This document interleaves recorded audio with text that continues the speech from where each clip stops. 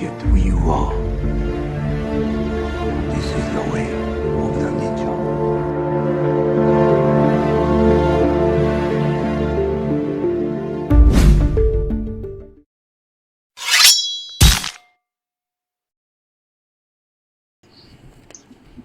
Yeah, I think we just wanted to make sure that you guys didn't have to spend any unnecessary money on marketing this and getting it out to the people. And I think that was the major thing that we wanted to kind of bring to the table, was a way for us to get it out there and for this to get funded without you guys having to spend extra money on that. So, and I don't see that you guys have had to come out of pocket too much for that portion of getting the ninjas out there. So I think that's been a total success. And we talked about that a little bit before we got on this chat, and that's why I asked the question about what you guys did as far as other sites, and I do know that other people were asking for money for ads and to get things up there and stuff like that. And I'm glad that you guys didn't have to do that. So I think that was good. That's the thing, is we wanted to make sure that we weren't spending unnecessary. We don't want to have to charge people for advertising. So the partnership with you guys has just been kind of a no-brainer. I can't wait to see where it goes. And basically, you guys have been awesome. You've been really cool helping to spread the word. The marketing otherwise has been, mostly me with the other Fwoosh admins posting on Instagram, Facebook, on our front page. Our marketing plan has been shooting from the hip and, basing it off on what we've seen successful in the past. And you guys have been awesome. We get you guys just to say who you are one more time and what your role is, and maybe even outline some of the other people that, from the Fwoosh that are in the top tier of your management that are not on the call, and just say, who some of the people are that people may have seen posted on Instagram or seen their name tagged on Instagram posts or whatever it may be. I just want people to really get an idea of some of the faces behind the brand here. Cool. Well, I'm Adam Van Wickler. I am the director of Articulated Icons. I'm also an admin at thefwoosh.com, along with Paul Wolf. Pablo Lobo is his name on the boards. Brian Rutherford, which is RoboKilla on the boards, and Nick Wood, who is VB on the boards. And then we've also been graced with the awesome pictures from Matthew K. He's at Quetham on Instagram, and he takes beautiful, beautiful pictures. And we also have I Bent My Man Thing, who is Daniel Wilson on the Fwoosh, and he has been doing all the bios, backstories, and character names. I'll let the other guys actually tell you what their names are. All right, I'll go next. I'm Rene Alderete. I'm the sculpt guy at the AI team. I also want to give kind of a shout out to Steve Gomez, who helped with the weapons. He helped model those, and he's helped with reference over the whole course of this project. So, yeah, Steve, he's maybe the only guy that got paid for this project. He made the samurai sex bat. He made the samurai sex bat. He helped with all the weapons. He kind of he suggested things that we hadn't thought of before, because he's a little more knowledgeable with that stuff, with the whole ninja lore and all that stuff. So he was a huge help. So yeah, I just want to make sure he got credit for it too. And now, go Beardy. Hi everybody. I'm Scott Akers. I'm the painter and guy in charge of the prototypes on the AI team. I'm a huge action figure fan and a huge collector, and I just want to say thanks to you guys at the A.C.B.A.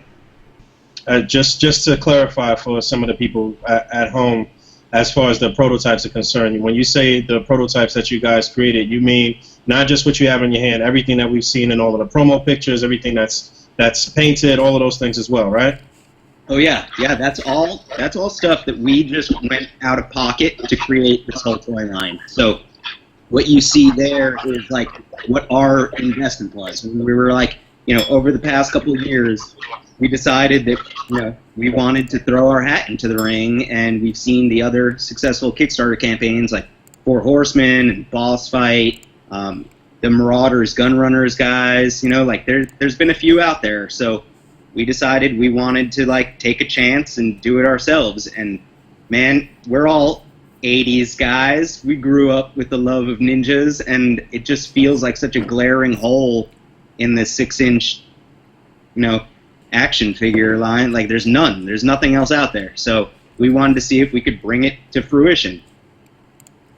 Yeah, like we said earlier, and that's really true. The only equivalent out there is the hand ninjas, and those are just not worth it in terms of articulation, You're deep. aftermarket prices, detail, just subpar figures. It was from that dark period of Hasbro, so to have this line available is just a godsend, really. Glad you think so. And I think so that it really does fill that void. We do have the hand ninjas, and while they are, decently sculpted, they don't have that articulation. They don't have that functionality that these AI action figures do. They're not as they're nondescript enough to work pretty much with everything. They can be hand ninjas. They can be ninjas that Bruce Lee is fighting. They can be ninjas that in multiple different scenarios they can fit. So I think, was that part of the whole idea when you guys came up with the idea to put this forward, that they can be a universally used ninja to pretty much work in all type of different scenarios, in different displays, on different shelves?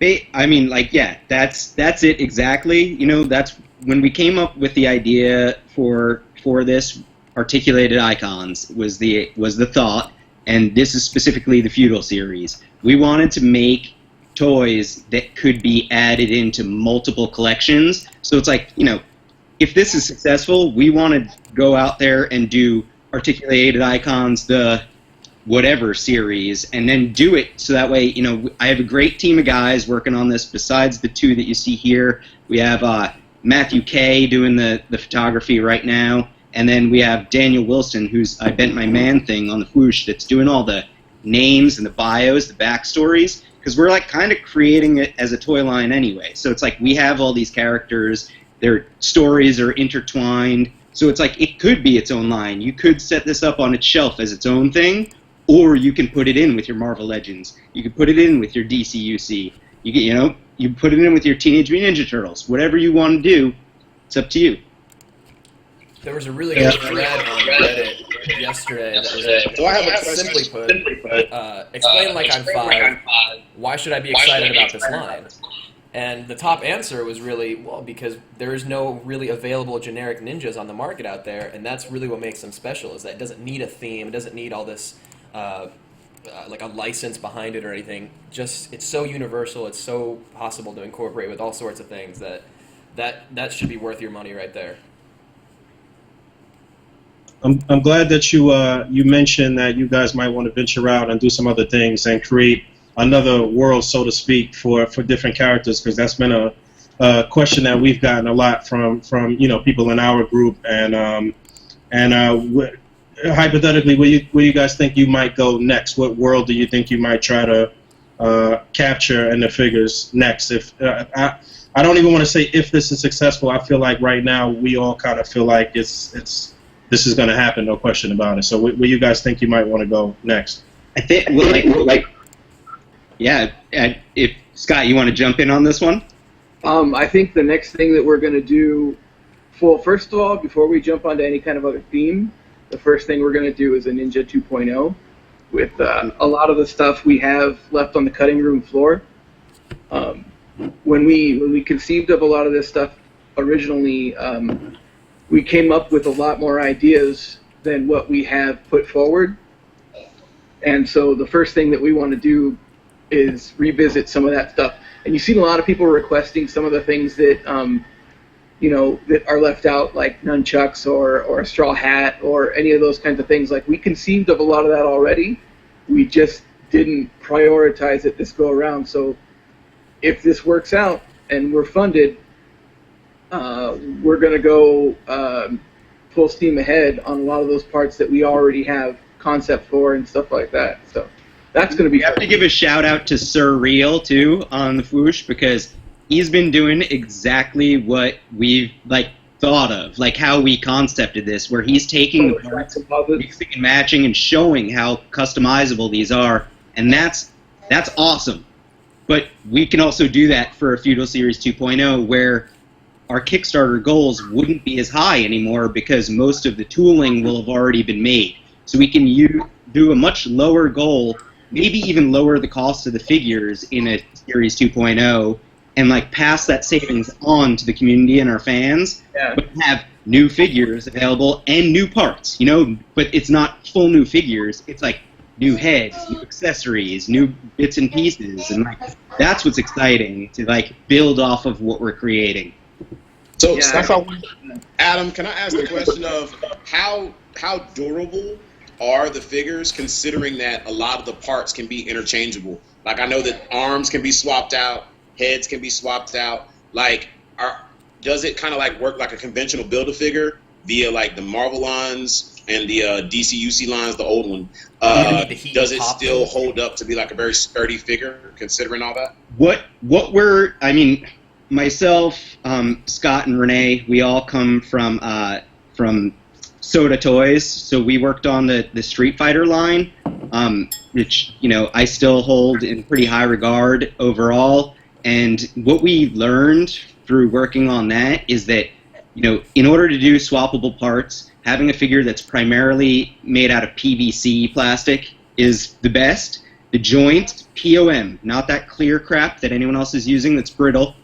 So POM joints. Won't say any names there. Stupid Funko, get out of here, Funko. And then having accessories that are ABS, so they're a bit sturdier as well. No floppy swords on our end. So we know, as both fans and guys that have worked on stuff like this before, we know what we're asking the factory for, and that is also part of the price. We're not going to cut corners here. We want these to be high quality, because we'd be just as embarrassed if this shit came out. Oh, sorry, I don't know if there's cursing lag. You can bleep me. No, you're good. You're good. We want it to be raw. It's We're good. just hanging out. It's cool. Yeah. If these came out and there was anything wrong with them quality-wise, we'd be embarrassed, There's no way. I want these to be the most awesome toys on my shelf, so I can look over at them proudly and be like, we worked on that start to finish, which is, at the end of the day, what I want to happen. I'm just glad you're touching on all of this stuff, because a lot of this stuff is things that we've discussed actually right before we got into the chat. So it's good that you expanded on this stuff so people could really understand, because a lot of things that you're addressing are issues that a lot of us have had with other companies. You mentioned the floppy swords and stuff like that. So I forgot what I was going to ask you. Give me 1 second.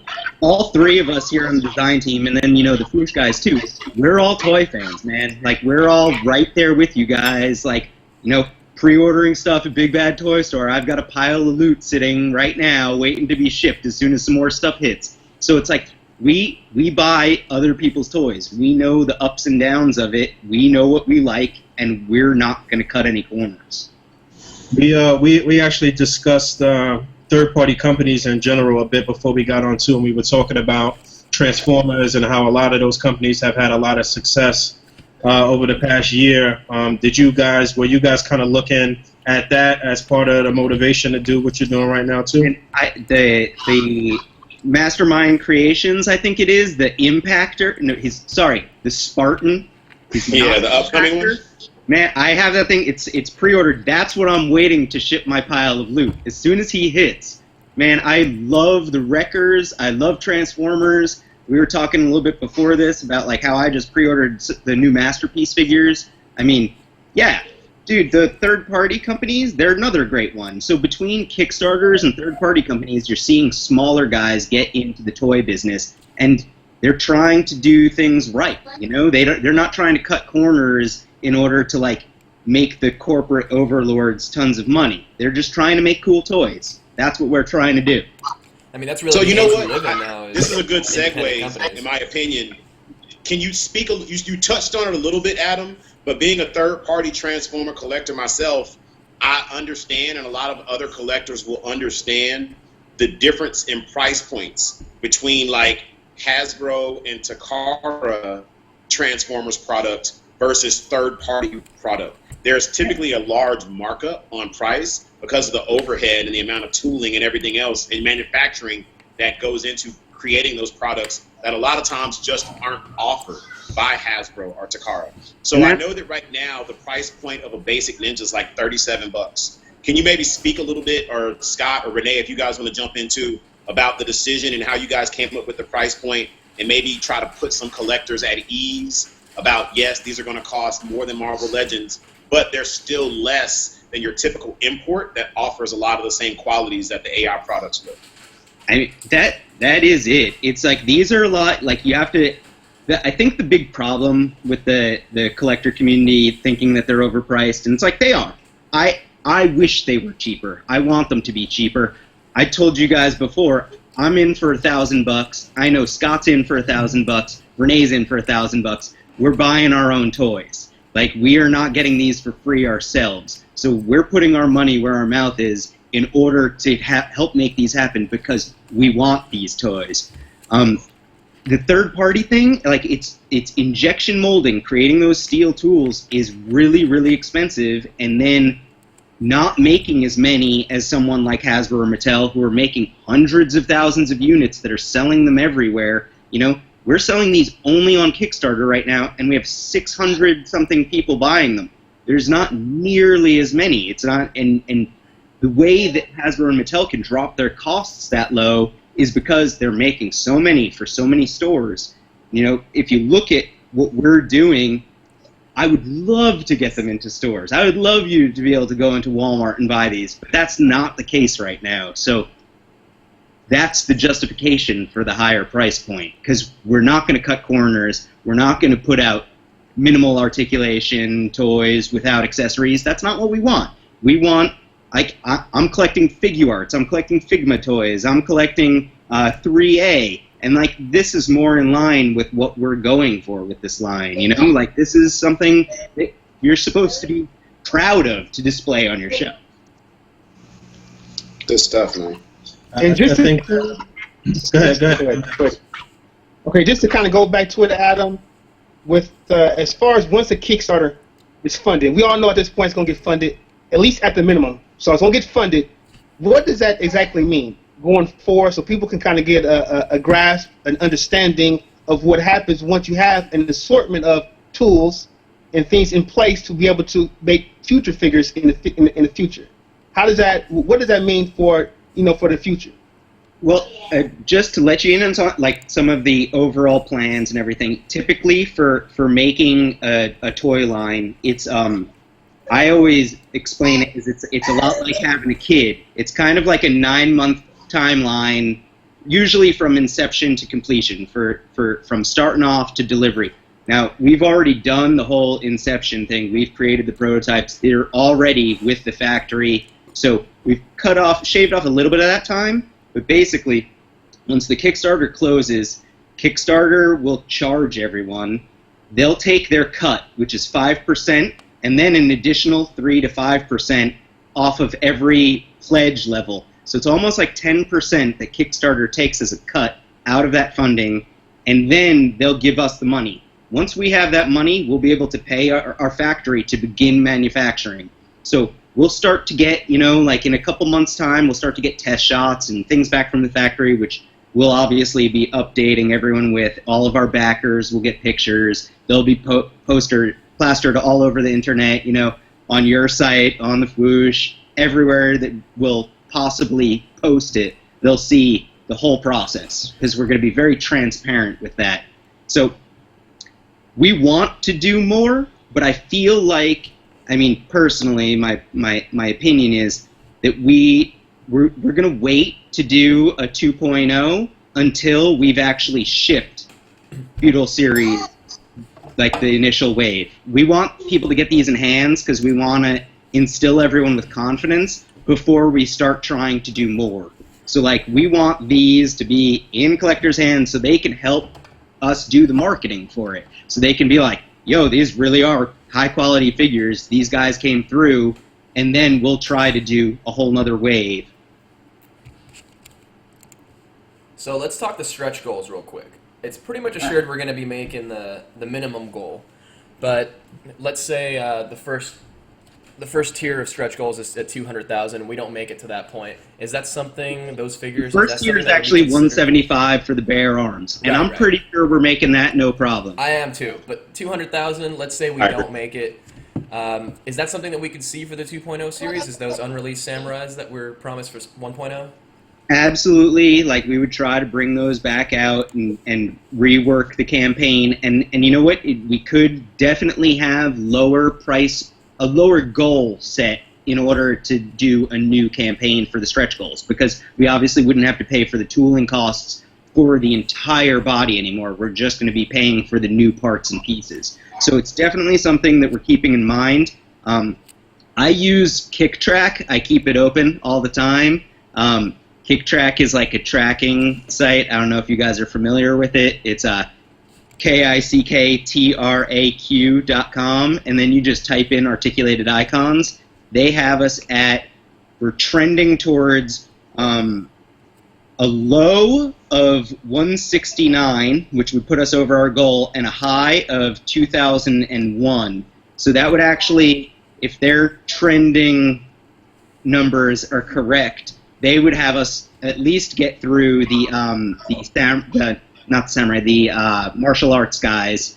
But KickTrack also doesn't keep in mind that usually campaigns like ours have a big surge in the final 3 days. So they don't even account for that at all. So I'm hoping for the best, that, we get even beyond that. I really am trying to stay optimistic and say everyone's getting everything. And then we do have one little surprise that we're going to post on Monday, that all people in the Devoted Legion will be getting another figure for free if everything is done. So everyone that's devoted, it'll make that pledge level even more enticing, because you'll get a whole other figure without having to pay any more money. We're also going to offer that figure as an add-on, because I think it'll be very popular. But you guys will have to wait until Monday to see that. Mostly because Renee's still sculpting it. So just to be clear, if and when we hit the minimum goal, if we don't surpass the $200,000 goal, and you guys opt to do a 1.0 or 2.0, does that mean that the basic ninjas are going to be available to the consumer again at that point, or will they have totally missed out? I just want to kind of clarify again, just for the people watching and who are on the fence and just are waiting to that. That's a question that I know you guys are getting. We're getting like crazy, and my answer to that has been purely like, if the demand is there, then yes, we'll make more of these. That's the thing. Right now, we only have 600 people backing us, so it's like, the demand needs to be there. We have to hit minimum order quantities. So if it's there, enough people are willing to buy more red ninjas or black ninjas, and if we're able to lower the price for them in a 2.0 or another campaign, and that's when people want to go on. Cool, we will try our best. We want as many of these out there as possible. It doesn't make any sense to try to limit these in any way. We don't want that. We want everyone that wants ninjas to have ninjas. We actually passed 700 this morning. Oh, okay. We're over 700 backers. Yeah, I just saw that.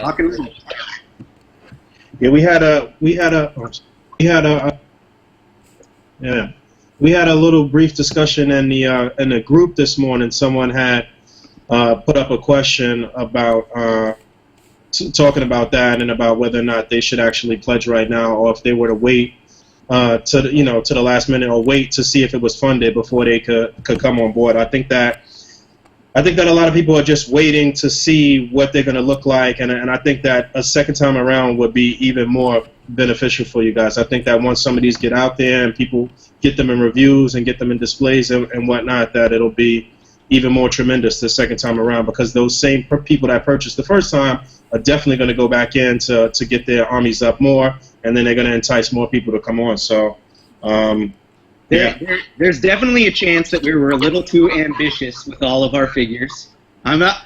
I mean, like, and it's purely because we were excited, you know? Like, we want the Feudal Series. We don't want just Articulated Icons Ninjas. We want Articulated Icons the Feudal Series. We want all of these stretch goals to happen. So, if it doesn't happen, we're going to try to make it happen. I really want it to happen now, though.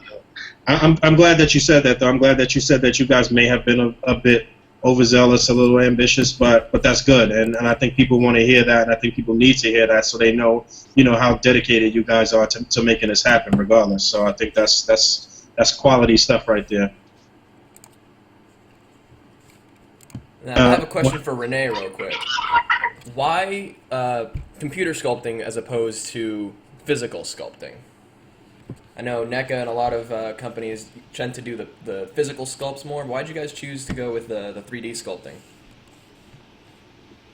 Digital thing is just better in kind of every aspect, because if you have, say, on the Ninja, we went through a few rounds of just changing the head size.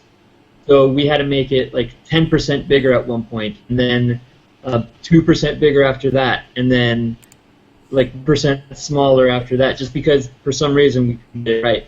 If I were to do that initially, I would have to resculpt every single time because there's no way to shrink clay.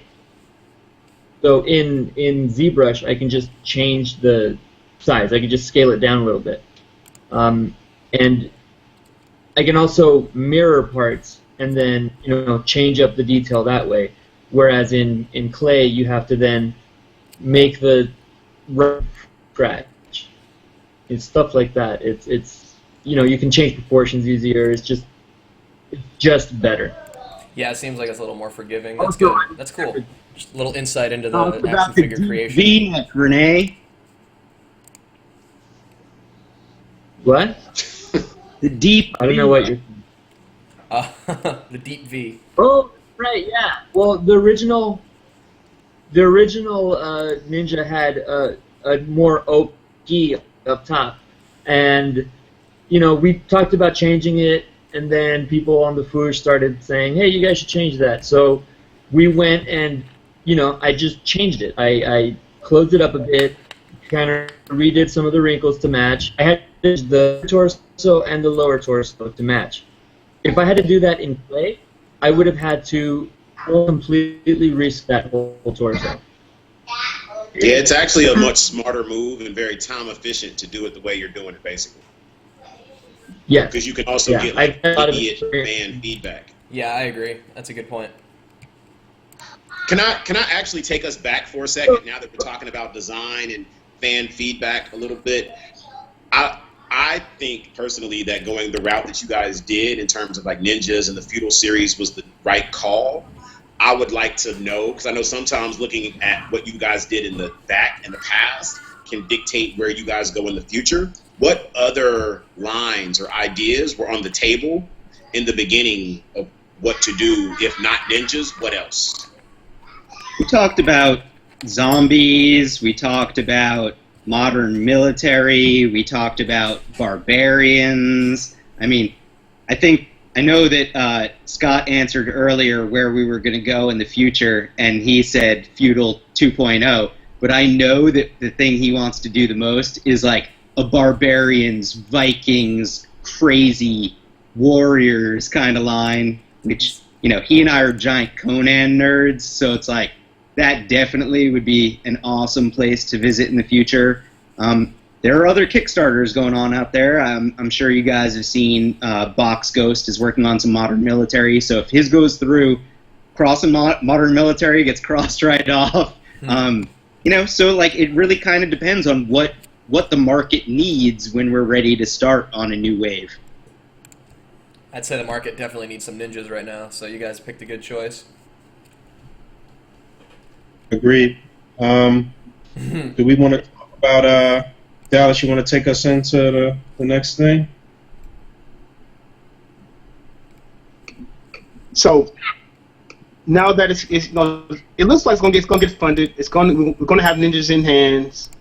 Once they get out, like you brought up, that's going to help you guys going forward with people who want to either re-up or who want to invest for the first time. Because this figure gonna go out, They're gonna get in people's hands. They're gonna be reviewed. They're gonna be on YouTube. They're gonna be in people's collections. They're gonna be photographed all over on A.C.B.A. Next year they'll be in the A.C.B.A tournament. You'll have whole displays of it. So it'll be everywhere. It's going to have the impact of word of mouth is going to help it greatly. Now you mentioned before, if the demand is there, that you will put out the ninjas again. But will the ones that get involved in the Kickstarter now, will they have be rewarded with having something special just for this wave? Meaning, will these ninjas now, these figures now that's going to be made, will the ones coming in 2.0 or at some point in the future be something different that way to distinguish, the original backers, give them something a little bit different from future releases? I kind of touched on it. Like, I think that someone asked this on our comments on the Kickstarter campaign, and we haven't really delved too much into the future because it feels a little bit like putting the cart ahead of the horse. But definitely, we're all collectors, man. I don't want to bum out all the people that supported it. I mean, the big thing, and I know as a collector myself, is everyone that backs it now is getting it first, way first. A 2.0 isn't happening until probably 2017 at the earliest, if it happens. So it's they're waiting a long time for their ninjas there.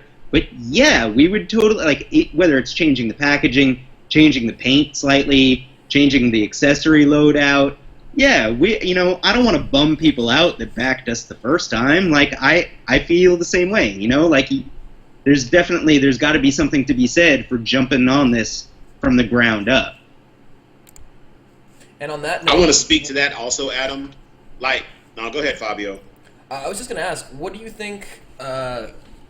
What's the final thing you would say to people who are still on the fence about the line? We're 4 days away from the Kickstarter ending, and what's the last thing you can really say to people to say, listen, if you're not on this now, you're going to be missing out. You should do it. What's the big thing you can say to them that's going to make them choose which side of the fence?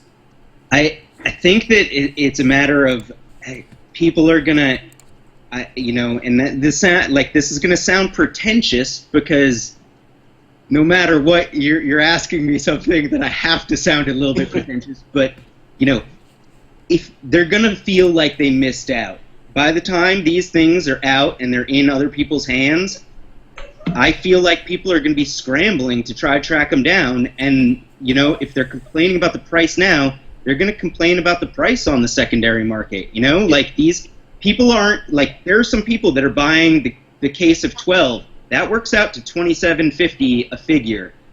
If those people are buying a case of 12, they may keep them all, but they also may be selling them off, and they're not going to sell them for $27.50 a figure. They're probably not even going to sell them for $35 a figure. They're probably going to sell them for more.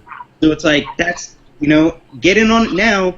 The prices are what they are. They're only going to get higher right off the bat with the secondary market. Yes, we may be able to do these again in the future, but they're not going to be exactly the same, and that's not guaranteed. It's only guaranteed if this thing is successful right now. That's a really great point. I was going to speak to that also. Again, going back to what it is that we know, and that's the third-party market for Transformers. 90% of the time, any third-party release that comes out, the price almost doubles when that figure is no longer available to the market. And as that happened with me with Quake Wave. And they ended up going back and producing more Quake Wave. And now I have a actual official Masterpiece Shockwave pre-ordered. Exactly. And so the likelihood that Marvel will give us another Ninja, it could happen, but the reality is, will the quality be superior to what it is you're offering right now? Probably not. Definitely not at that price point that they are at, which is around right now $24 per figure after tax. I just don't see it happening. And that's any other company. And that's the other thing that people need to remember is that mass market toy lines, the prices aren't going down either. So it's the pricing is just going to go up on all those toy lines as well. I mean, if you look at it too, you go on Matty Collector and everything, aren't Masters of the Universe figures have less articulation, they're reusing a body type, and those things are $30 plus shipping, and that's Mattel that's charging that. So I get the pricing complaints because, God help me, I put too many toys, my credit card is filled with toy purchases. I know, I feel everyone's pain, but it's like a legitimate problem. It is real. The prices are high. It's just something that, if we're going to be a toy collector, we just gotta figure it out. Work hard for your money.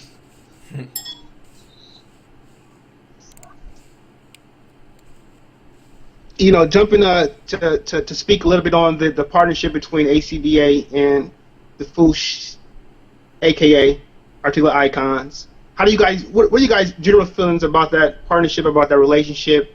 You think that we've been, as far as really representing you guys well and getting the word out and making people generally aware of just really how fantastic. And it doesn't really matter if we have a partnership or not. That doesn't change the fact that the figures themselves speak for themselves. I mean, they're unbelievably awesome, even without having it in hand. But you think that we, as a partnership, you really think that it's been a great partnership, it's been a decent relationship? Oh yeah, absolutely, man. I think that you guys have helped get the word out, spread the word for us like crazy. I mean, you've been doing God's work with your videos and pimping us like crazy. I love it. I'm super happy. I know that the other Fwoosh guys are super happy. Obviously, Renee and Scott can speak to it just the same. I'm totally psyched for getting these into the A.C.B.A. community's hands so that way they can start taking awesome pictures, using the bubbles and balloons, man, like the cutouts. I think it'll look epic. I can't wait to see what you guys have planned for your specialty packs for these. The flight stands are going to work great. These guys have all the right holes, so you can tap them right in there, get them on their, the rooftop display bases, whatever, you name it. I can't wait to see what you guys do with these things. Just to touch on what Dallas was saying too, I'm glad that you mentioned that you talked about that, because that's obviously, we feel like we feel like A.C.B.A. has had a very large impact on the displaying community in the past couple of years, and I feel like what we've been trying to do and what we've accomplished is what's really making it possible for a lot of these things to come to fruition and to happen, and I think that it's only going to get better from this point on, as far as opening up the market for more people to get into displaying and to taking pictures of their toys and really wanting top quality product and willing to spend the money for that product as well. I think this is pretty much like the beginning of the collecting revolution, so to speak. I feel like a lot of people are coming on, and a lot of people are getting into collecting and displaying. So yeah, we definitely want to explore the specific packs for the Feudal series, and even take it a step farther where we actually do some things that are specific for the character bios, and maybe word bubbles that would be specific to something that the samurai would say, or things that are actually very, very specific to the character. So that's something that we definitely want to do. And like you said, I'm glad you mentioned about the holes and the different ways that you can attach the flight stands and stuff like that, because that is something that actually works a little bit better with figures that are sort of like made like imports, where they have all of these crevices and things like that. Whereas a legend, it may be a little harder for you to do that. So and that's something that we've been pushing and that we've been talking about with our people and trying to explain that, hey, this is a true marriage right here, as far as the things that you guys want to do and what we want to do as well. So yeah, I just want to get that out there and let people hear that and know where we're trying to go with the partnership. Dave, you want to say something else? I did. Just touching off what Bull just was speaking about. What can you see, as far as, I know we keep talking, kind of going back to the future, and right now we just want to get the Kickstarter funded. But, just to do some hypothetical conversation in the future, what could you think would be possible, between that we can kind of broaden or strengthen or expand on this relationship between A.C.B.A. and Articulated Icons to kind of, make an even better product overall package to offer to people in the future. Well, I think we were kind of touching on that before this all became officially recorded, right? Where it's like, I think once we have all this tooling done, there's so much more that we can do with this line. There's like tons of different variations, part swapping, paint variations, little bits and pieces, new pieces that like I want exclusives out all over the place. I want people to be able to like put it together and be like, I want my ninja to look like this, and I want this character to come with this. And then, I think our partnership with you guys know how you want to display. You know what you want to do. So we're open to your input, and like that's the thing. You guys have a great community going on. You got a lot of eyes on you. I know you do great business selling the cutouts and the flight stands. Those are sold out all the time. I know because I've tried to buy them before, and they always sell out before I get a chance. So, the future is kind of bright, man. As long as we can make this happen, I think that we have a lot of cool potential, at least Feudal Series options.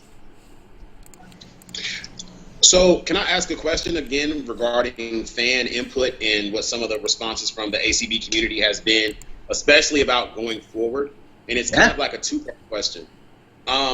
For every future project that comes up for Articulated Icons, will it always be associated with a Kickstarter, or will you guys eventually get to the point where you're self-funded and via the funds that you guys generate from your sales, you will no longer need Kickstarters moving forward?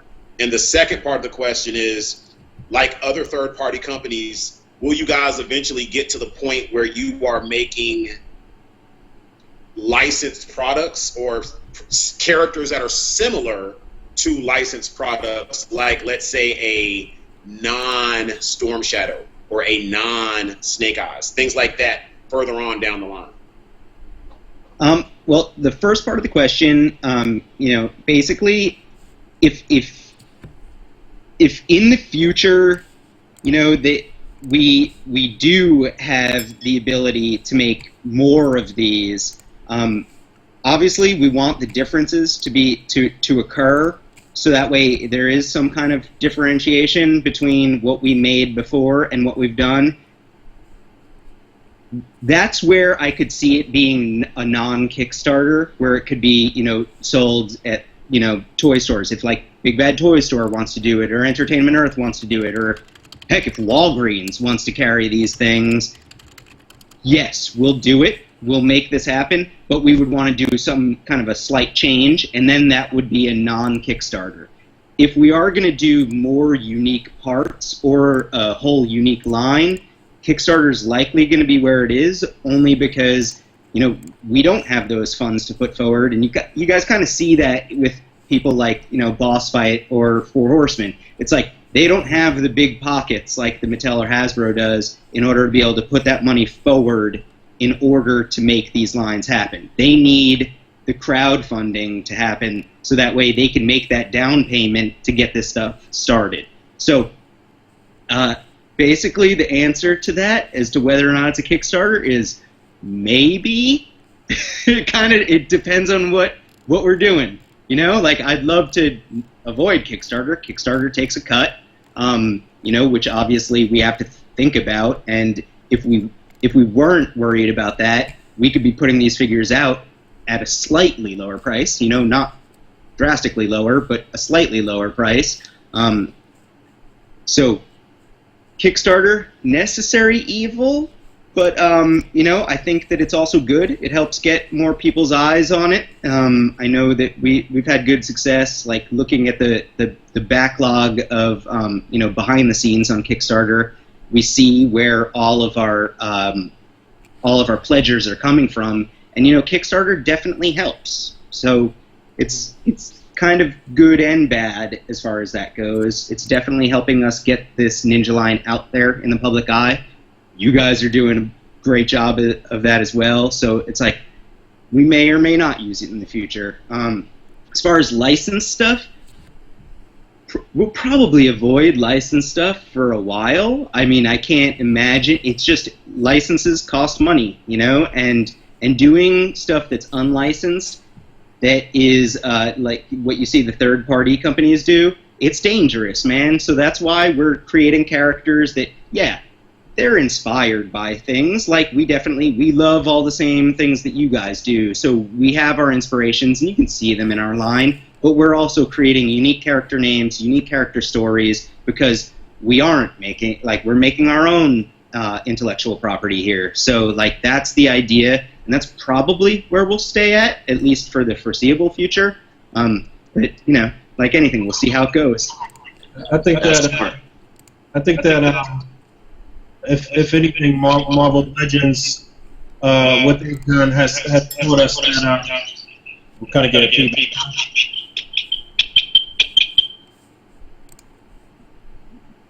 Yeah, I was going to say that I think that what Marvel Legends has taught us is that as long as people have a good base body or a base mold, they're going to do what they want to do regardless. And I think what you guys are providing here with all of the interchangeable parts and all of the articulation, it's not really even necessary to take that risk. I know that we still, you know, some of us as collectors, we don't care. We just want what we want, and we would probably still want to see some licensed thing, but I don't think it's absolutely necessary. I think at the end of the day, people are going to get what they want out of these figures regardless, because it's such a great base and great articulation. So I think that's probably the major selling point with the line anyway, is the articulation. So. And just to speak on that about the swappability, all the interchangeable parts, the customization, the Frankensteining possibilities, and Adam or Scott or Renee, either one of you guys can jump in on it. That was pretty much baked into this idea. That was part of the design, that these figures, you can take one, you can swap the arm, you can swap the head, you can heat and pop parts here, parts there. You can make something totally unique, something totally different, or even something that's really based on something that we already know and love. I'm not going to mention any names, but we all know where some of the inspiration comes from. So that was part of the idea. That was part of the concept. Was that baked into that? Is that intentional? I think Scott. I should let Scott answer this one since I've been answering everything. Yes, it was intentional. From the beginning, we knew that we wanted to do this as a project to start with essentially making a base body or a base body type that then we can then expand on with new parts and minimal new tooling, because that's the right way to do it in this era of, you know, parts reuse and stuff like that. So yeah, it's totally baked in. It's totally the idea. It's totally the approach that we are going for to make it so you can buy one or buy multiples, and if you buy one, it's cool. But if you buy multiple out parts, just makes it definitely more worth the price you pay. So speaking on that, Scott, I've seen the question asked on the Kickstarter in the Kickstarter comics section. I've seen people ask it on the Fwoosh forums, but you can answer it for us right here. As regarding the samurai and samurai armor, now that all that is removable via heat and pop, correct?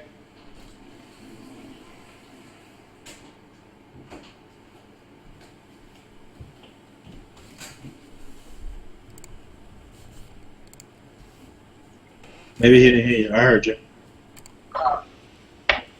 Yeah, that's all. Can you say that one more time? Yeah, the armor is all removable. It all fits over a standard ninja body, and actually, we have a couple images of some of the figures underneath the samurai armor that we can potentially show down the line. But yeah, the samurai armor fits over the basic ninja body to the samurai. It's meant to just kind of fill in some space. But yeah, you can potentially take that samurai armor and swap it around. I personally want to do something with a combination of the samurai armor and a sleeveless figure. I think that's going to look pretty rad. But yeah, you can remove that stuff. You can swap it around. The colors on the samurai armor will actually work with some of the other ninja bodies and things like that we've shown. Like, for instance, Sejun's color on his body is actually the same as his armor color on his samurai getup. So if you wanted to do some part swapping with that, there's a lot more of that kind of thing with some of the other figures that we have planned. So, yes, the samurai armor is removable with just a minimal amount of customizing. If you can heat up water, you can definitely get that stuff off. And it's going to make for a pretty cool combination if you go for that. So, how far in advance were you guys thinking as far as beyond the ninjas would picking this particular base body? Like, is it I mean, you guys talked about the barbarians. I would assume that buck would have to be a little more bulkier. But is there anything else that you guys thought about that you can use that same buck for moving forward for something down the line? The super secret thing that we're going to show off on Monday is it's not necessary. It's still in the same vein of the Feudal series, but it definitely is something a little bit different, and it is along the lines of something that we had in mind in order to reuse some of the tooling costs and some of the body types that we've made already to do something that's not quite as historical. Okay, so that sounds like you're leaning towards something more modern. So I guess that's definitely a good way to put it. All right, that sounds good. That sounds very, very good. Because again, I think that the stage that we're in right now, as far as displaying, is that there's just a lot of holes in people's collections and a lot of things that they want to do display-wise that the mainstream companies are not really allowing them to do because they don't have those figures. We don't have civilians, we don't have sufficient ninjas, we don't have cops, we don't have SWAT teams, we don't have different things like that. So just kind of putting that out there too.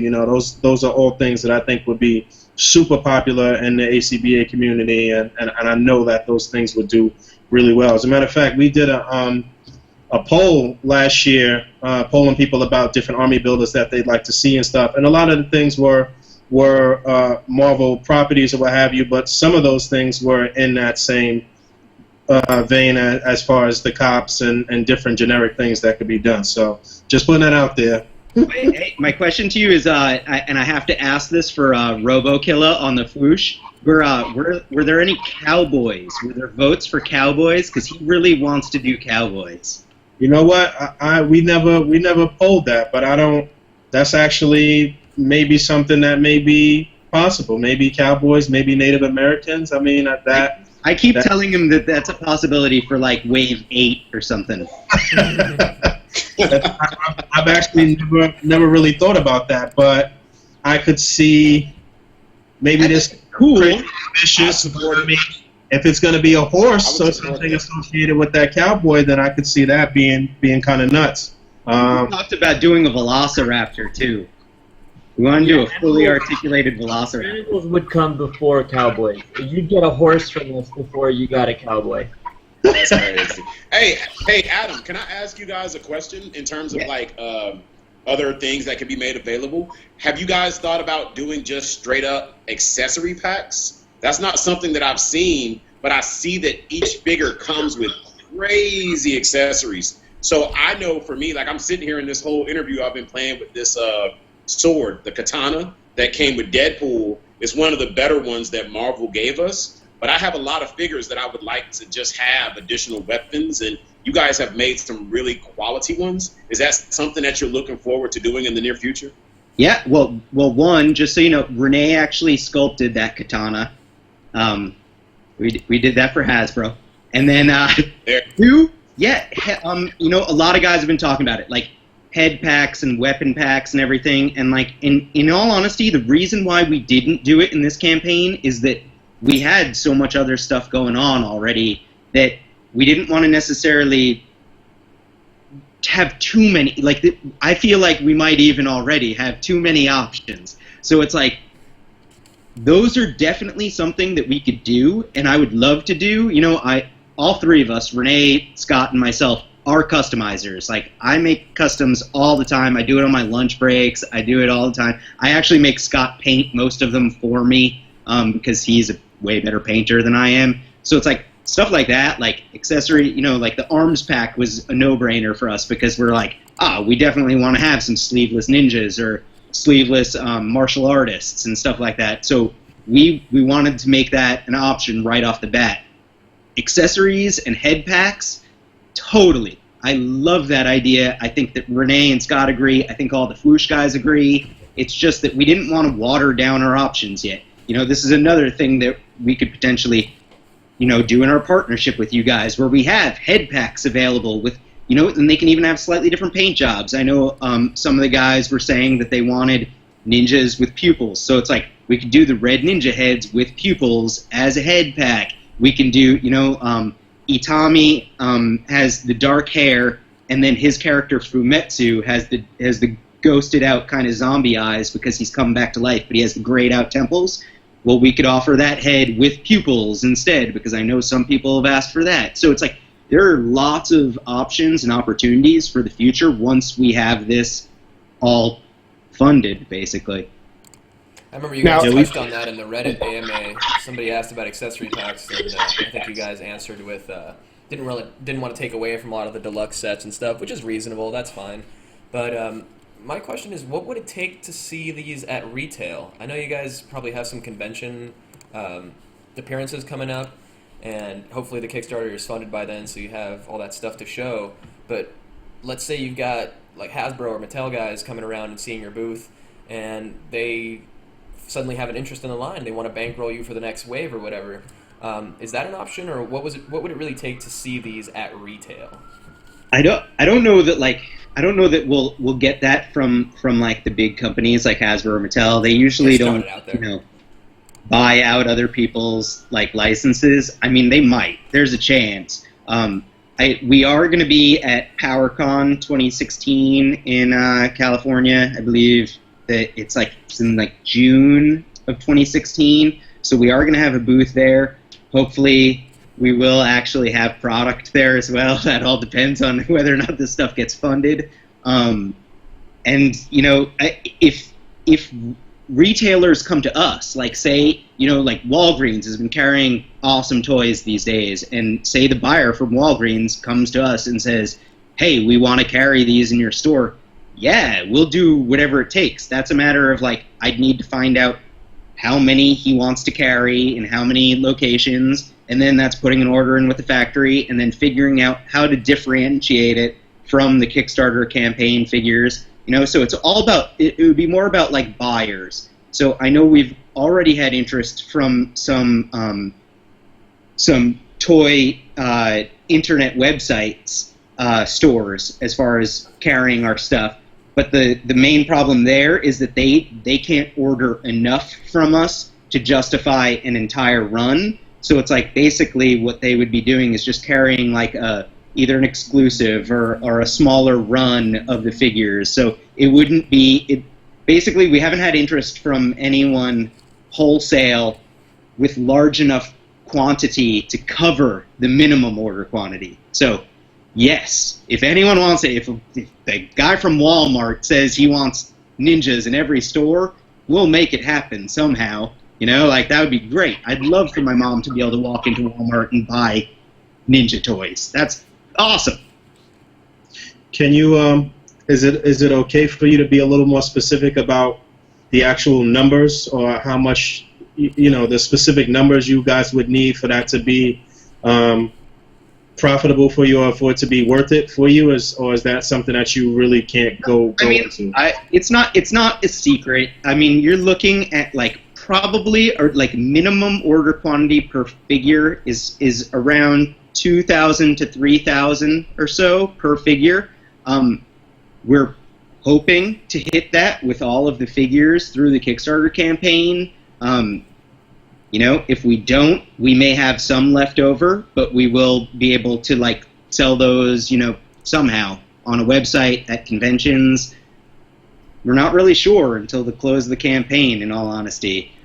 So basically, if any store out there wants to order a good quantity of these, they absolutely have the opportunity to do so. Right now, what we're doing is we're offering, the cases of 12 at the discounted rate for the smaller guys, for the guys that are like, hey, I can order a couple cases of these, and then I can sell them. And like, in all honesty, if you're buying the case, it's $27.50 per figure, and like you can sell them for $35 or $40, because like you don't have to cover shipping costs maybe or something if you're selling them locally. So you could actually make a profit doing it that way right now if you're a smaller retailer. So that's kind of what we're hoping. We're also going to be offering in the backer kit solid cases at a discounted rate for all the other figures. So any of the stretch goal figures that we go through, like the martial artists or the monks, you can get a solid case of those guys at a discounted rate. So that way, if you are a reseller and you want to, like, I know a lot of the guys overseas are worried about shipping costs and everything. So it's like, they can tell their local reseller, like, their comic book store guy or toy shop guy, order a case of these, and me and my friends will all buy them from you. And like, it's an option. It's there, That's a good option. I like that. I'm glad you touched on that. That's good information. To go back to Renee, I know you mentioned the point of that Katana. I think this comment a day or so ago, and it just made me laugh uncontrollably. Someone that I have any experience in making toys. So could you please, all three of you, kind of give us a breakdown of what your history is in your back history as far as working for Gentle Giant or for Soda, just to give the viewers an idea of exactly how much experience and expertise you guys as far as, creating action figures. Okay, I heard like every other word you said. I'm assuming you're asking about our backgrounds? Yeah, he was basically asking you about, somebody had mentioned that they didn't think the line would be produced, it wouldn't be high quality, and that they were skeptical about the quality and about the history behind, the history for the people that are making the toys, and they were speaking on the assumption that you guys came out of nowhere and that this is your first time doing something like this, and what Dallas is saying is just to give everybody a little history on what you've done, your resume, so to speak. Oh, okay. I've been in the toy industry for just about 10 years now. I've been at Gentle Giant for I think over 7 years. I've been doing a lot of like Marvel Legends, WWE for Mattel, a bunch of other random things that I can't even think of right now, but. Yeah, there's no reason they should think that we're just some nobodies coming out and doing something, like trying to do this. Like, we are coming out of nowhere in a sense that we're not an established group like, say, the Four Horsemen, but we have the experience to do these things. Like, we know what we're doing. We just don't have the money to bankroll all of it, all up front. Understandable. That's the plight of an artist. That's how it is. Yeah. We're just trying to not lose money on these movies. Like, we know we're not going to make any money on these things. In fact, all the work that I put into this guy, that was about 2 years of me working for free on these. And it's costing me, I think I'm in for $1,035 right now on these ninjas. So 2 years of my life and $1,000 is going into this ninja from just me. So you pledged the Devoted Legion and then upped it, is what you're saying. Devoted Legion. That's what all three of us have done. I did Devoted Legion, a 12-pack, 4 sets of arms, an extra white, I think 2 extra white ninjas. I forget how it breaks down, but there's a lot on there. And you know what? Just for the people at home to realize, pretty much the staff at A.C.B.A. is in the same boat. Don't think that we have some type of partnership going here where we're about to get free ninjas or something like that. That's not what this is about. This is all about getting this funded and the possibility for things in the future. So we're all in the same boat. We've all put in our own separate pledges and devoted Legion and upped the price and done all of that as well. And quite a few of us are still undecided as of what we're going to do, and we're going to be putting hours in at the final hour. But we're all literally all in that same boat as far as just buying the figure straight up because we believe in the product. So. No, and I'm glad you mentioned that, Renee, because I think that there is some sort of misconception that you guys are taking the Kickstarter funds. I know VB mentioned this, and I thought it was a really funny point in one of the Fwoosh casts that you guys are taking the Kickstarter money and pretty much going on vacation to Fiji or Bahamas. And that's not what's happening here. You guys are actually buying your own product. So that shows your commitment to it. You know, it also shows that the true point of the Kickstarter is to get the figures, the tools to make the figures. Yo, I want to point out too, Renee. I get the time invested and everything else, but at the end of the day, for this entire interview, Adam, let's not overlook the fact that you have been playing with and tinkering with. Is that prototype made out of resin? Yeah. Yeah. So again, that's the type of quality that we're going to end up getting. That's a resin prototype. Most companies, and I've worked with third-party companies myself. I used to work with iGear to put out some of their earlier stuff. And I know that most people don't even want you to touch their resin prototype. So the fact that you've been playing with it, showing off the articulation, I saw you earlier showing off the ab crunch that it has. Well, not ab crunch, but like the ab articulation. It just shows the love and dedication and the fact that you guys do know what you're doing in terms of crafting a quality product. You've been playing with that figure now for me, since we've been on this chat, for well over an hour. Yep. It's hand candy, man. It's going to be a lot of fun to mess with. Yeah. That's awesome. And the fun factor is obviously huge. I mean, all the interchangeable parts reminds me of what a lot of big companies are doing right now. Is the like the Marvel superhero mashers and the WWE Create a Superstar, all the mix and match parts. Yeah, it's a little gimmicky, but when you've got the right tooling behind it, you can come out with some really good stuff. I'm looking right now at the NECA Terminator Genesis T1000, and it has the swappable chest plate and head and hands. And it's probably the funnest figure I've picked up in a couple months. It's just like one of those mashers where you just take all these parts. There's so many different display options. The fun factor is just through the roof, and I can definitely see that being the case with these. Now, Adam, you mentioned the one super secret figure that you're going to be revealing on Monday, but there's also another one. In addition to that, is that going to be part of this campaign, or is that going to be handled by some different way? That one, the one that you're referring to, it's not like the best kept secret in that it's shown up on Instagram, slightly blurred out, and we've mentioned it here and there. That one we're hoping to do as a website exclusive right after the close of the campaign, so that would be unveiled probably Thursday or Friday of next week. You can think of it along the lines of a deluxe style ninja, but it may come with a few additional pieces, and it's definitely a brand new paint scheme. So just to clarify for people at home, when you say web exclusive, you mean on a Fwoosh show or what? That's what we're thinking right now, but we'll see who else wants to get involved. Eh? That sounds good. Sounds very good. So, okay.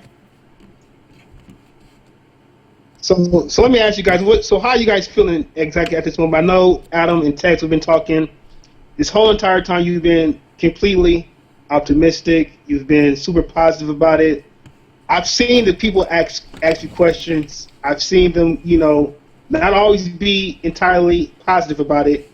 But now that here we are, we're in the final stretch. We're 4 days away. We're a few thousand away from meeting the minimum funding goal. What are you guys' general feeling? Like, how are you guys feeling? You now that what you guys have started, like you said, 2 years ago, Renee, you've been working on this for 2 years. Now that it's coming through the final days, how are you feeling about having this project, this dream? And it's everybody's dream. No matter what you collect Transformers or G.I. Joe or no matter what, it's every collector's dream to have their own action figure line. The second dream would to be own your own action figure store. So now here it is that it's about to become a reality. How you guys feeling about it?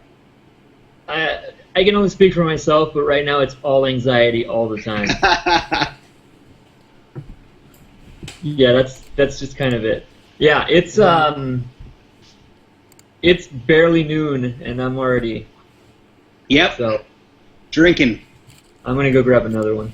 Sleepless I'm right with night. you, Renee. I'm in LA too. It's interesting. I mean, I'm not. People assume that I'm a part of you guys' team because I'm out in front with this whole thing. You And are. I mean, but I'm really one of the guys that's designing it. Now, I kind of liken it to a sports fan. When even though you're not on the team officially, you're not there catching passes or throwing passes, you're still emotionally invested. So I'm checking this Kickstarter all the time. Like, I feel anxiety. So if I feel anxiety, you guys must feel it, a lot more than I do. But it's in the final days. It's going to hit the minimum. You guys know that. We know that. I could just go ahead and congratulate you now, but I'll hold off on that until it's actually official on Wednesday. But so how are you feeling, Scott? Very much like Renee said, it's a real combination of panic mode and anxiety and excitement. I mean, you go from being crazy jazzed about the fact that we could hit our goal tonight, the way the numbers are moving, but at the same time we still have so far to go, and it's a combination of being very, very excited and being absolutely terrified of all the work and all the time we've put into this, not getting everything we've wanted out of it. But that said, when the funding is over, when the campaign is all said and done, at the very least, we went for it. We went for it. So just for the people at home again, explain what happens in a situation like this when the Kickstarter is not fully funded, and what happens with all of the time and work and money and everything, just to kind of get these last stragglers off the fence and let them know how important this is to you guys and to the entire campaign. And kind of explain what the potential for suicide. Nah, I don't want to say that. I'm just but just kind of put it out there for people so they know. I will. I will commit suicide. So there you go. All you people that are waiting, my life depends on you. No one cares. I'll probably leave the industry if this doesn't make it. So all three of us will cry and drink a lot. I know the Fwoosh guys are really upset too. We've been planning this for a long time. We have a lot of time and heart invested in this at this point. So, I mean, no matter what, like, I would think that we'll try something else. If this doesn't work, we'll try something else. Like, that's just what you have to do. But it would be a bummer for sure. Like, I feel like I'm proud of what we put together. I think it's really cool. I think that all the stuff that we're offering up is reasonable if you understand the whole background of it. So, while I'm in the same boat as those guys, where I'm like anxiety, probably drinking more than I should, having sleepless nights, I'm still staying really optimistic about the whole thing. Like, I think that we're going to have a really strong finish. I think that in these final 3 days, I think Monday, Tuesday, Wednesday, you're going to see leaps and bounds, and it's going to happen. So, I'm trying to stay super positive about this whole thing. We feel the same way. We definitely been watching the numbers ourselves, and and reporting on it in our admin group and trying to keep everybody informed in the group as well and on Instagram and what have you. So we feel the same way. There's been a huge upswing in the past 3, 4, 5 days anyway, and things have been going really well. So we feel pretty confident for you guys. So you guys could chill a little bit. And this is one of the first big army builder Kickstarters. So that's something huge to consider. I mean, you guys are really setting the precedent for other Kickstarters like this. Like Cryptid Toys has their Army Alphas line with the soldiers and like SWAT teams and that kind of thing. So if you guys make it, then that's really going to inspire hope in a lot of people that this kind of project can go through, and it's something that enough people want that other similar projects can start popping up. Maybe we'll get those cowboys and Native Americans and whatnot. Yeah, I mean, like that's why we're doing this as is because like we were inspired by the ones that came before us, by the Boss Fight Studios and the Four Horsemen and the Marauders. So it's like seeing those guys do this has really been part of what has made us go forward with it. So, you know, getting cool toys out there for the fans, like that's it. For those of us who have been kind of on the fence about going into the Devoted Legion, you know, I've already pledged for the Ninja, the 3+1 pack, and you know, I've been like, well, I really want those samurai. Is there, assuming that the first stage of the campaign gets funded, is that a whole additional amount of tooling that has to be done? Like, have you have you committed to just tooling the ninjas right now, and then, you know, then it'll be a second phase basically for the samurais and stuff, because, you know, there's going to be a lot of people who are excited to get the ninjas, but are they going to have to wait like another year to get the samurais, or how's that going to work? Potentially, that it like if we don't bust through our stretch goals, then yes, we would absolutely try to get those stretch goal figures released somehow in like a future Kickstarter campaign or something. But you know, we wouldn't do it right on the heels of this, because I feel like that is part of the problem, is that people don't necessarily have the faith in this yet that they probably should. Hence the name Devoted Legion. So, you know, it would bum us out, because like, you know, we built the stretch goals off of this figure, but it is a lot of new parts. So like, it would be a lot of additional tooling, a lot of additional accessories, a lot of additional paint apps. So that increases the cost, hence the stretch goal amounts. So, you know, that's what the Devoted Legion is there for. You know, I'm hoping that we do hit all of these. If we don't hit all of these, obviously people can adjust their pledge levels to do whatever we have unlocked. Or they can stay as is, and they will get that dollar amount. You know, that's the question we get over and over. It's like, if I do Devoted, do I just lose money? And it's like, no, of course not. So say you do Devoted and we only hit the monks and we don't get the samurais. Well, that means that you have the 3 samurais to account for, which they're each $45 value. So you would have $45 times 3 that you could either use for other characters, or you can just adjust your pledge. Adjust your pledge and take that money out of it right at the end. Wait till the end. Please wait till the end.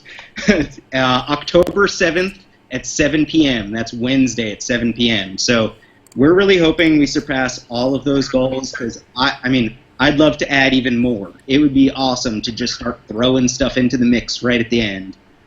I wanted to mention too that just to put it out there, I think if we clear 275K, I'm going to shave my beard. Oh, that is epic. Because he's had that for as long as I've known him, and I've known him for a very long time. I've had my beard for 22 years, and I'm only 30. Not had beard. Tell him what we call him at work. His nickname at work is Beardy. I'm very clever with the nicknames. He was at one point Harvey Beardman. We also refer to him occasionally as Beardimus Prime. Yep. I was going to say kind of like Dr. Beardface from Scrubs, except it's pronounced Beardface. There you go. Yeah, so Go for 275, and I'll completely dramatically change my entire face. So that's an extra incentive. Adam, could you kind of explain exactly how the backer kit works? Because I know that you just mentioned how if you do pledge devoted legend and then it doesn't meet that goal, you have X amount of money left over. Can you explain how that extra amount of money can be utilized in the backer kit? Or say, for example, someone wants to do the 135 tier, which is 3 basic ninja and 1 deluxe, but they don't want 3 red ninjas. They want 2 black ninjas and 1 red ninja. Can you kind of touch on that, how that that option will be made available to them in the backer kit? So the best way to describe a backer kit is like it's basically a menu. So you'll get this menu at the close of the campaign, and it'll say, "Hey, you pledged 135. What do you want that $135 to count towards?" Whatever your dollar amount is, it'll be there. So you'll then have this menu to be able to tell us exactly what you want your pledge dollars to count towards. And the great thing about that is through the backer kit, it doesn't lock you in where it's like you can only do that amount. If you pledged 135 and then we unlocked a monk and you want to add the monk on, then you can. What we're doing is we're asking everyone if you want the monk, pledge for that value now, because that's going to help unlock that stretch goal. But you will have that option still in the backer kit. So, you can feel a little bit safe in that you can add more stuff on in the backer kit, but the only chance you'll be able to add stuff on in the backer kit is if it's actually unlocked. So, do what you can now. Hey, Adam, can I ask, what is the timetable looking like from the time, and maybe this has been posted somewhere and I just haven't seen it, what's the timetable looking like from the time that the Kickstarter ends, which I think the date is October 7th, to the time that you guys start to ship and get things out for people? What we're counting on is the second quarter of 2016. I think it's listed on the Kickstarter as May of 2016. So that would be the time that people start to receive stuff in hand. Of course, we can't absolutely guarantee that because I will not sacrifice quality during manufacturing on our timeline. So if we need a little bit more time at the factory to make sure these things are perfect, we will use it. I know that, having done action figure Kickstarters, like I've pledged in them before, a lot of them have gone a lot longer, and it's for those same reasons. Like the Four Horsemen, I know, like the Ravens took a long time. They had some issues to deal with. Boss Fight, same thing. They had to worry about the Marauders figures first at their factory before they got to their Vitruvian hacks. So it's like, we're going to approach this that same way. We're not going to deliver any product that's inferior in any way. So the goal right now, second quarter 2016. If we can beat that, amazing. If we have to push it a little bit in order to make sure that people get quality product, that's what we will do. We're not going to deliver anything that is not going to make you 100% pleased. Now, building off the backer kit question, if I were to, I've already dropped the 145 for the 3 and the 1. If I wanted to go back and add another 3-pack for, 90, is that something I just go into my pledge to modify, and then when the backer kit comes out at the end of the funding period, is that something I add on? Well, here's the deal. If you wanted to add on a 3-pack right now, like you have a $145 pledge and you want to add on another 3-pack, just go in and you can manually adjust your pledge amount. So you go in and there's a dollar amount, and you can go in, you highlight it, and you can put in a different number in there. So basically, you'll add that 90 to your 145 and up your pledge amount. And when the backer kit comes out, it'll say, what do you want these dollars used towards? And that's when you specify to us, hey, I had the $145 pledge, but I want to add on a 3-pack of Red Ninjas. The other cool thing is that we're not charging extra for shipping for add-ons. So it's like, you do a pledge level, you pay for that shipping one time, and then you can add on all kinds of other stuff. It kind of screws us a little bit on shipping costs, but we're willing to take that in order to make more of these. So, we may be paying a lot more for shipping you guys than the actual what we're charging for shipping. That's huge information, though. That's very, very valuable information, though. So I'm glad you shared that, though. I think we're going to be wrapping up here in just a few minutes. If anyone has any last questions or anything like that, any final thoughts, just go ahead and shoot them out. Yeah, I'll go ahead and just say before we get ready to wrap up, I just want to say thank you, for you guys taking the time to put this together for the community. I know you're doing it first for yourselves to be like, hey, this is a really great thing we want to do, and let's do it. But at the end of the day, what you're offering, the product that you're offering to the collector community as a whole, is just huge. Second, I also want to say I'm really excited about this partnership between the Fwoosh and A.C.B.A.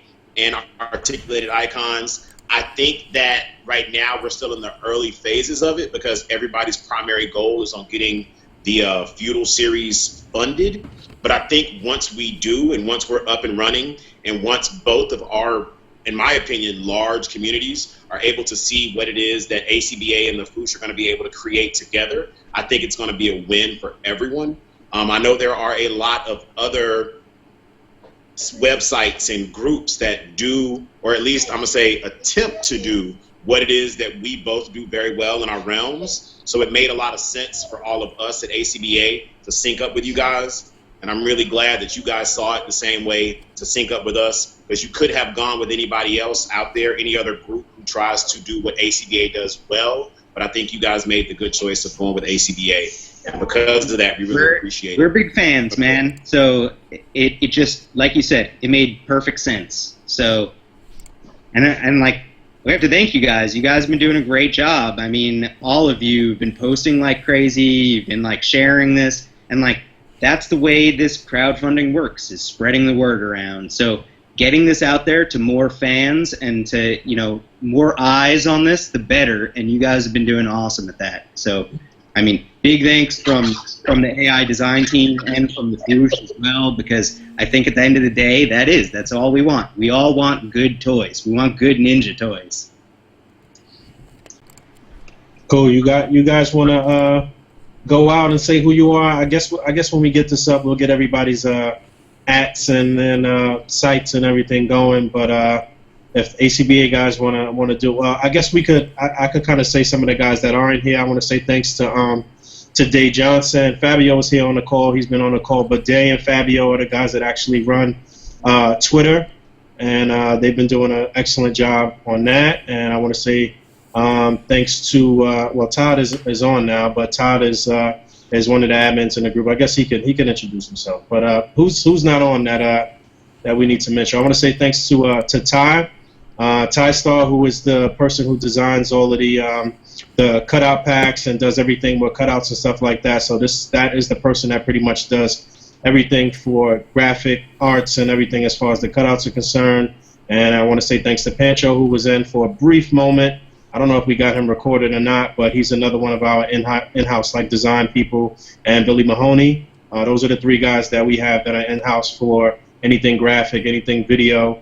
And they've been a huge help with everything that we've been doing as far as marketing for not only for AI, but for the A.C.B.A. tournament and what have you. And I guess the other guys that are on could sign off on their own too. This is the Incurable Collector on Instagram, Dallas James on Facebook. You may know me on the Fwoosh at Stub Muffin. Don't ask where that name came from. I just try to think of the most manly name I could, and that's what I came up with. Stub Muffin. I'm a huge fan of the product. I'm a huge fan of the Fwoosh, and I'm a big fan of A.C.B.A. So it was naturally for me to do my utmost to get the word out on this project, and I have been doing so since day one, just trying to make people aware of it. And I'm glad that it's gonna get funded, even if it doesn't reach all its goals. I want you guys to know, no matter what happens, it's a win regardless. Todd Ortiz here. I go by Rectangular with a K on YouTube, so I'm looking forward to doing some reviews on those figures. Even if we just get the ninjas, that's a huge win, like Incurable Collector said, because the Hasbro hand ninjas are very limited and they're hard to get your hands on, and they don't have any ankle pivot. Can I And- interrupt real quick? Sorry. For people who are saying that they already have the hand ninjas from Hasbro, so they don't need to buy these, you don't really have hand ninjas from Hasbro. That was Ronin just painted red, and that's outdated. We can do better. So, and if you're waiting to pledge because you want to see what gets unlocked, you're in a weird catch-22 because you're not pledging because things aren't unlocked, but things aren't unlocked because you're not pledging. So, just pledge. Come on, guys, just pledge. Please just pledge. Cry now. That was deep. Yeah, That's I the- agree. Wrap it up. What you got, Todd? Oh, I was gonna say, even if you say, well, I just have the Figma Ninja Slayer. That's a good figure, but it's still limited. There are still things that I think that you're gonna be able to do with these that you're not, especially when you get the deluxe. You're gonna have all those other weapons. So if we just get the all the ninjas with the deluxe ninjas, that's gonna be a huge score. So get out there and at least get yourself a 3-pack. That's a no-brainer. Adam pointed this out on Instagram, and I just want to reiterate. If every backer or every follower on Instagram just pledged for the 3 basics and 1 deluxe, everything would be unlocked and then some. And I could sleep at night. So We all could. yeah. So we're that close. We've been saying the same thing on our Instagram as well. That's pretty much it. If at the very least everybody just got a 3-pack, then we good to go. No question about it. Oh yeah, I forgot to mention that another thing that we've been trying to push for people is that we've got this donation drive that we're running through the A.C.B.A. website as well. So it's not only appealing for somebody who's already pledged, or for somebody who has not pledged and maybe they don't have the money to pledge or get a 3-pack or get anything basic. You can put up $2 or $5 or $10 and possibly still win a set that is worth an upwards of $200, and you're still helping the overall campaign because we're going to give all of that money to the Articulated Icons Kickstarter on or before the 7th. So if you don't have the money to pledge, definitely get in on a raffle. Visit the A.C.B.A. website and get in on a raffle. And if you already pledged, then obviously you are very interested in making this happen. So it's nothing for you to put up another $2 or $5 or $10 just to go towards the overall total and to increase your chances of getting more ninjas and more accessories. So we just want to try to encourage people to pledge first and foremost. But if you've already pledged, it's nothing to throw down another $10. You should definitely do that as well. So. Cool. Yeah, I'm gonna piggyback on that and also say my goodbyes to. This is David Walton, admin at A.C.B.A., kind of a behind-the-scenes guy a little bit. I just want to say, again, the way we see it, doing the donation drive is a no-brainer because we have tiers of $2, $5, $10. And at the end of the day, all the funds generated from the donation drive go toward the Articulated Icons Kickstarter. So you guys are going to get a large, well, we'll see how large it gets, but you guys are going to get another influx of dollars from us before the 7th. And people can have a chance to win some packages that we've put together, the Lotus package, the Mantis package, the Crane, and the Dragon package for as little as $2 or up to $10. You can get as many entries as you want. At the end of this chat, this video, we'll go ahead and post up all the information. We'll actually post up everybody's information, the website for Fwoosh, website for A.C.B.A., the website for the donation drive, also for just where we are right now and different links. So again, just a huge shout out to everybody for this partnership. And just excited to see where it goes. I guarantee this is the first of many things that A.C.B.A. and the Fwoosh have coming to you guys via Articulated Icons. And just stay tuned. It's only going to get better from here. This is just step 1. So you guys stick with us. Awesome. Well, my name is Fabio. They call me Colonel Crackers across social media, spelled with K's. And, I mean, I'm a huge army builder. This was a no-brainer for me. I've got 24 NECA Guerrilla Soldiers, 16 Endoskeletons. I mean, I'm all in on this line. I want my ninjas. If everything goes well, I'll have at least 10. I can do something with that, and I'm beyond excited to see this get funded. And there's no doubt it's going to get funded. So last few stragglers, get off the fence, pledge what you can, even if it's just for one ninja. Do the donation drive. We have polls going on too to see which stretch goal you want to see the most. That's another cool thing to get into. I also run the A.C.B.A. subreddit on Reddit. So if you guys want to get on there, interact with me, I'm there more than any other social media site. And I think with that, we're going to wrap it up here. Thanks so much to the Fwoosh guys for joining us, Adam and Renee and Scott. Really great talking to you guys. First time doing an interview like this, so this is pretty exciting stuff all around. It's really great to get in the insight with you guys, and I can definitely, just from looking at your faces in the video chat, I know how excited you guys are for this stuff, and it's infectious. I'm excited for it too. Cool. Well, thanks for having us, guys. Like, no BS. We owe you guys a lot. It's awesome. I think the future is bright. We're at least going to be getting ninjas out of this. Hopefully we get a lot more.